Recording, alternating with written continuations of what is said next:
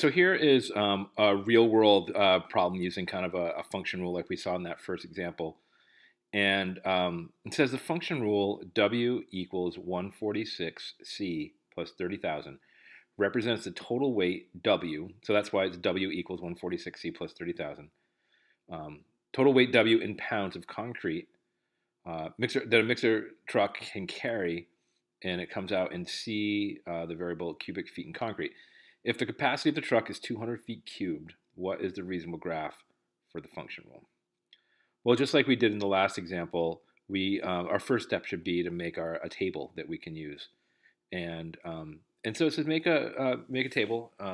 Instead of using x and y, we're going to use little c and capital W. And just to remind ourselves what that means that that W again is the weight in pounds, and c is the cubic feet of concrete. So we'll see what happens with that. So it says the truck. If you look on the left-hand side over here, it says the truck can hold 0 to 200 feet cubed of concrete. So only values of C from 0 to 200 are reasonable, right? Like there's no point in putting 300 or 400 in there when the truck can't carry it.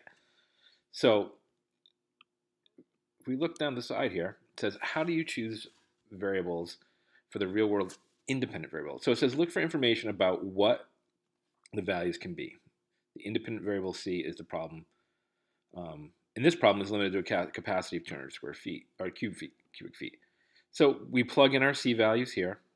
We run it through here. We multiply C by 146 and add 30,000. So we have our input and output, or like we've done before, the X and our Y's. We have 0, 30,000. And then we can graph these guys on a graph. And so it says graph the ordered pairs from the table.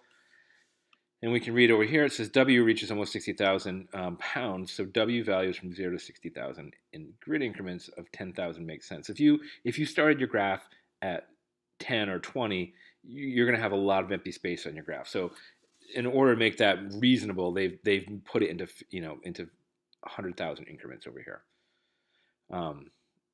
So the values go from 0 to 200. 200 is evenly distributed by 25, so we use grid increments of 25. So on the bottom, you don't want to have all this empty space, so you try to figure out what makes sense here, and they use 25 because we're going from 0 to 200. So all C values from 0 to 200 make sense.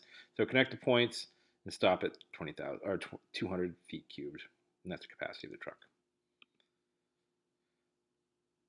So we'll see if we can do one on our own here. It says the function rule W is equal to 8G plus 700 represents the total weight W in pounds of a spa, like a hot tub, that contains G gallons of water. So an unknown amount of gallons of water. What is a reasonable graph of the function rule, given that the capacity of the spa is 250 gallons? So what you're going to need to do again is you'll need to create for yourself a chart where you can plug in the X and Y values, or in this case, the G and the W values. And hopefully when you've done that, you'll get something that looks like one of these two graphs, and we'll figure out which one is a reasonable answer to this. So it might be a good time for you to stop, make your table, see what you got, and hopefully you have something that looks pretty similar to this. So we'll pause for a second, and then I'll show you the correct answer. All right, so the correct answer was G. So let's look at the solution page and see what we got here. So made a table of values over here. Our G, again, went from 0 to 250, right? Because they told us that the spa only went to 250 gallons. So there was no point in putting anything under that. And over here, the output values, we got 700 all the way up through 2700.